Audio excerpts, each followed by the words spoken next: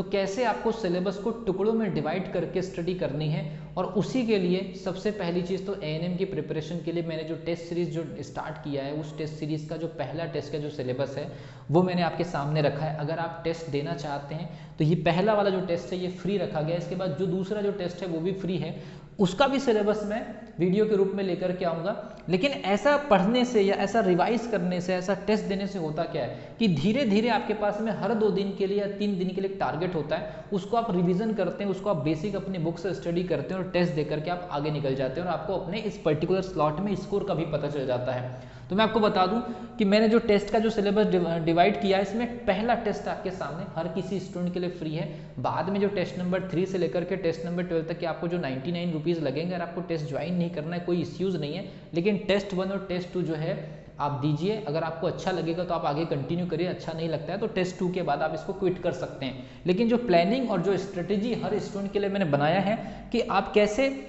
छोटे छोटे स्टेप्स में सिलेबस को काट करके थोड़ा थोड़ा बेसिक स्टडी करके रिवाइज करके एक छोटे से स्लॉट का रिवीजन करके आगे जाएंगे। नेक्स्ट सेकंड टेस्ट का एक अलग सिलेबस, थर्ड टेस्ट का एक अलग सिलेबस, और ऐसे स्टेप बाय स्टेप जब 2-2 3-3 दिन आप छोटे छोटे टारगेट्स लेते जाएंगे तो आप जो है अपना कोर्स भी कर रहे होंगे, आप अपना सिलेबस भी कवर कर रहे होंगे, रिवीजन भी हो रहा होगा और साथों साथ आपके टेस्ट में स्कोर भी दिखाई देगा, परफॉर्मेंस, स्पीड सब कुछ चेक हो जाएगी।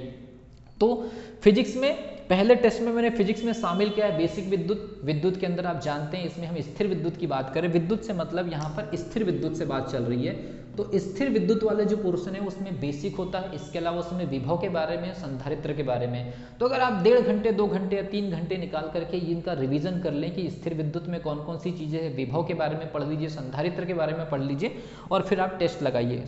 उसके बाद नेक्स्ट जो है आपका केमिस्ट्री। केमिस्ट्री में विलयन में आप देखिए, विलयन में विलेयता के बारे में, मूल प्रभाव, नॉर्मलता, मोलरता, फॉर्मलता, ये कुछ टॉपिक्स रहेंगे। इसके अलावा इसमें राउल्ट का नियम होता है, इसमें आदर्श विलयन, अनादर्श विलयन, हेनरी का नियम। तो ऐसे कुछ मैं आपको हिंट देते चले जा रहा हूँ कि ऐसे इसके बिल्कुल टॉप जो सिलेक्टेड जो चैप्टर्स होते हैं छोटे छोटे, उनको आप रिवाइज करिए। पुष्पी पादपों में प्रजनन, ये काफ़ी डिटेल है क्योंकि बायोलॉजी वाला सेक्शन तो यहाँ पर मैं डिटेल में डिस्कस नहीं कर सकता, तो इनके जो रिलेटेड जो छोटे छोटे चैप्टर्स होते हैं उनको आप देखिए, इनसे रिलेटेड डायग्राम को स्टडी करिए। इसके अलावा इंग्लिश में synonyms, antonyms, prefix and suffixes, तो जो टेस्ट में प्रेफिक्स और सफिक्स आपको समझ में आते हैं उसको जरूर अटेम्प्ट करके आप ध्यान दीजिए।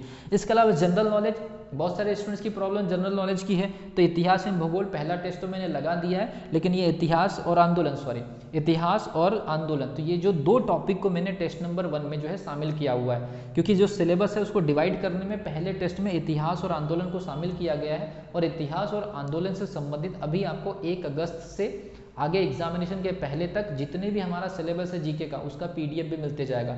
तो ये पर्टिकुलर टेस्ट अटेम्प्ट करने से पहले ये जितना भी सिलेबस मैंने बोर्ड पर रखा हुआ है, हालांकि इसकी पीडीएफ एप्लीकेशन में है, सभी 12 के 12 टेस्ट का मैंने डिवाइड करके दे दिया है। तो ये जितना भी टेस्ट आपके सामने अवेलेबल होगा, इसको सबसे पहले अपनी बेसिक बुक से पढ़िए।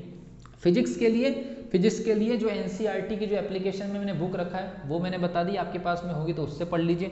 इसके अलावा जो विलियन वाला जो पोर्शन है केमिस्ट्री का, वो भी आप 12th की बुक से पढ़ सकते हैं, बहुत अच्छा कंटेंट है। और ऑलरेडी जो रूल बुक है, रूल बुक में मेंशन किया गया है कि जो हमारी माध्यमिक शिक्षा मंडल की जो बुक है उसमें जो सिलेबस शामिल है वो अथॉराइज्ड रहेगा, और वो जो बुक है उसके लिए मेन अथॉरिटी रहेगी। और बायोलॉजी में तो 3 जो सेक्शन है उसके मटेरियल के लिए आपको ज़्यादा डिस्टर्ब होने की ज़रूरत नहीं है, हमारे पास इसकी बुक्स अवेलेबल है, एनसीईआरटी के रूप में हो या हमारे स्कूल की जो किताब है उसमें बहुत अच्छे अच्छे ऑब्जेक्टिव क्वेश्चन दिए हैं। पीछे जो पॉइंट्स दिए होते हैं competitive examination point of view से प्रिपरेशन के लिए, उसको आप याद रख सकते हैं, उसमें रिवीजन कर सकते हैं इंग्लिश में, क्योंकि बेसिक की नीड होती है, बेसिक जरूर पढ़ के जाइए। छोटा छोटा टारगेट दे रहा हूँ, उसको पूरा करिए। और जीके और इतिहास में अगर कुछ चीज़ें समझ में नहीं आए तो जो पीडीएफ आपके सामने आएगी उसको आप याद करते जाइए, और जो टेस्ट है उसको जरूर अटेम्प्ट करें ताकि कुछ तो क्वेश्चन आपको समझ में आए। तो ये रहा आपका टेस्ट 1 का एएनएम का सिलेबस, इसको अटेम्प्ट करिए। इस पर्टिकुलर टेस्ट को अटेम्प्ट करना है तो टेलीग्राम पे जा सकते हैं या डिस्क्रिप्शन बॉक्स में एप्लीकेशन के लिंक है। पहला टेस्ट फ्री, दूसरा टेस्ट फ्री, थर्ड टेस्ट से अगर आपको आगे बढ़ना तो 99 रुपीज़ पे करके आप आगे बढ़ सकते हैं। 12 टेस्ट टोटल होंगे, 11वां टेस्ट और 12वां टेस्ट फुल लेंथ सिलेबस का होगा, और 10वें टेस्ट तक पूरा का पूरा एक छोटे छोटे टास्क दे करके पूरा सिलेबस कंप्लीट कराया जाएगा। और ये पूरा जो मामला है 25 अगस्त के पहले जो समाप्त हो जाएगा। मिलता हूँ अगले वीडियो में, तब तक के लिए wish you all the best.